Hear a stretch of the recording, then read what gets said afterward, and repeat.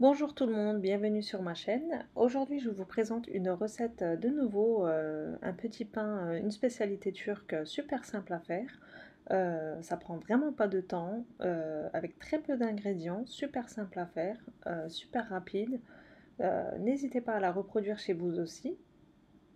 C'est un pain avec du fromage sur le dessus, super simple, super moelleux, comme vous le voyez par vous-même.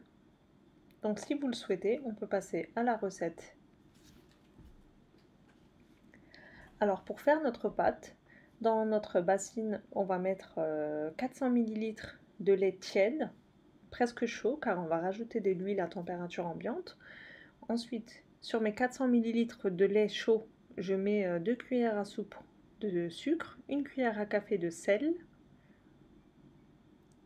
Ensuite, j'ai un œuf, je garde le jaune pour la dorure. Le blanc, je vais le mettre dans la pâte.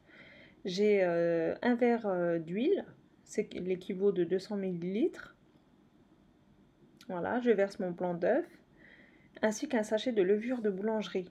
La levure déshydratée en fait. Mais si vous avez de la levure fraîche, vous pouvez mettre un carré ou la moitié d'un carré de levure fraîche.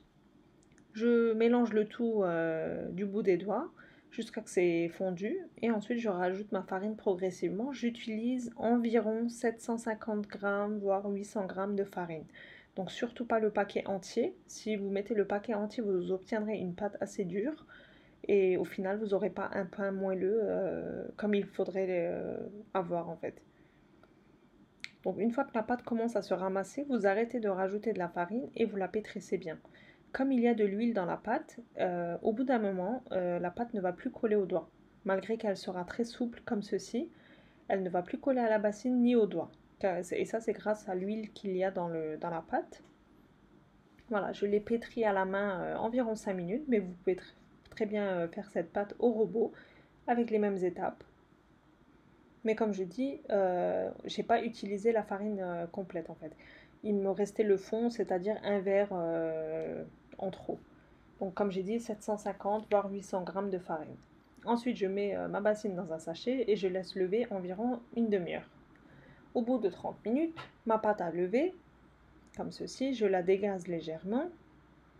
Je vais fariner très légèrement ma table ou mon plan de travail, hein, comme vous voulez. Je forme une boule et je la mets sur mon moule à charnière. Mon moule à charnière mesure 32 cm. Mais vous pouvez très bien la faire sur un plat qui va au four, plus grand, plus petit, mais environ de la même taille, à quelques centimètres près. Ensuite, on va huiler nos bouts des doigts avec de l'huile pour pas que la pâte ne colle aux doigts. Une fois qu'on l'a bien étalé sur notre plateau, on va venir faire des parts. Alors moi, j'ai fait comme des parts de gâteau.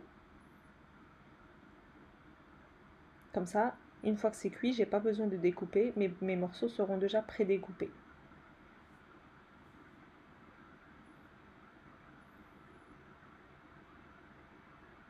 Voilà.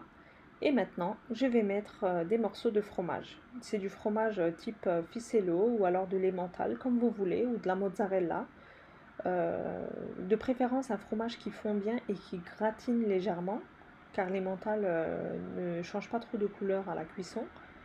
Mais bon, au niveau du goût, ça sera parfait aussi, hein. Comme je dis, si vous voulez vraiment le fromage que moi j'ai utilisé, c'est le fromage comme du ficello. Mais la mozzarella, ça serait parfait aussi. Ensuite, je préchauffe mon four à ce stade à 180 degrés. On avait mis un jaune d'œuf de côté, donc on va badigeonner notre pain sans le fromage. Évitez d'en mettre sur le fromage en fait, du jaune d'œuf. J'en mets partout sur la pâte en fait, hein, pour qu'il y ait une belle dorure après cuisson. Et au centre, je mets des graines de nigel, en fait du sésame noir, pour avoir un joli visuel. Mais vous pouvez très bien mettre du sésame ou des graines de pavot, des graines de courge, c'est comme vous voulez. Voilà. Donc là, mon pain, il est prêt à aller au four, à 180 degrés, four préchauffé. Ne faites pas attention à l'état de mon four, il fallait que je le nettoie. Donc je suis vraiment désolée pour cette vidéo. Je vous ai filmé le moment où ça cuit, parce que vous êtes nombreux à me dire que ça vous plaît, les vidéos en accéléré pendant la cuisson. Et je tenais aussi à vous dire, avant que je passe à autre chose, on a enfourné à 180 degrés, four préchauffé, pour environ 30 à 40 minutes. Mais tout dépend de votre four.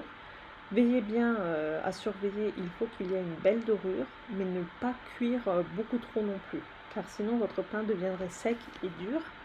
Donc il faut veiller à le sortir au bon moment du four. Donc bien à surveiller au bout de 20-25 minutes la dorure en fait.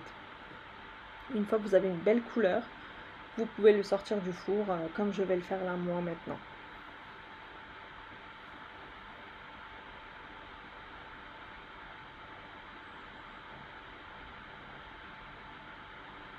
Voilà, vous voyez, il y a une super belle couleur, magnifique. Donc là, je peux le sortir du four. C'est vraiment magnifique et je vous raconte même pas l'odeur qui se diffuse à la maison. Une tuerie.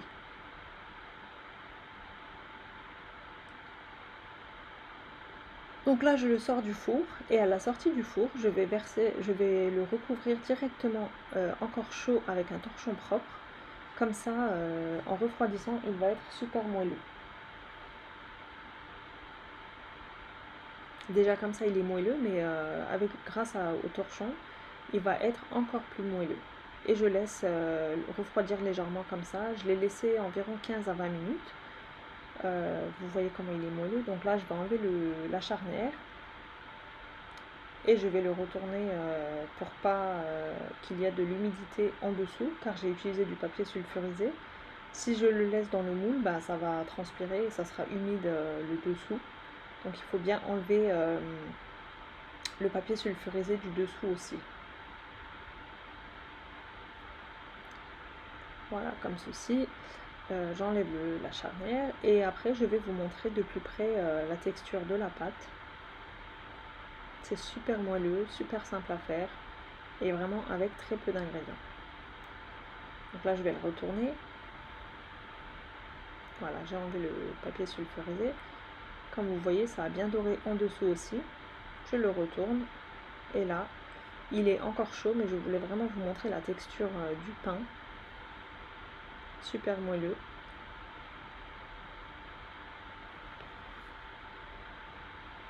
N'hésitez pas à la reproduire chez vous aussi. Franchement, c'est des recettes assez basiques, assez simples.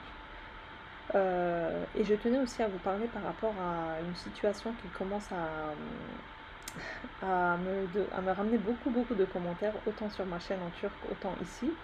Donc comme je le disais, j'ai une chaîne en turc. Toutes les recettes que vous voyez ici, je vous les poste en les traduisant. C'est des recettes qui figurent déjà sur ma chaîne en turc. Et c'est d'où, pour cette raison, que j'ai décidé d'ouvrir cette chaîne en français, car j'avais beaucoup de demandes de traduction des recettes. Mais comme je n'avais pas le temps de répondre à tout le monde, j'ai préféré ouvrir une chaîne en français. Et c'est pour ça que vous voyez les mêmes recettes. Et il y a beaucoup de gens qui croient que je vole les recettes, les vidéos de la chaîne en turc. Mais je suis la même personne.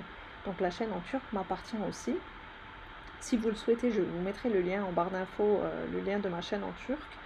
Vous pourrez jeter un œil sur mes vidéos là-bas.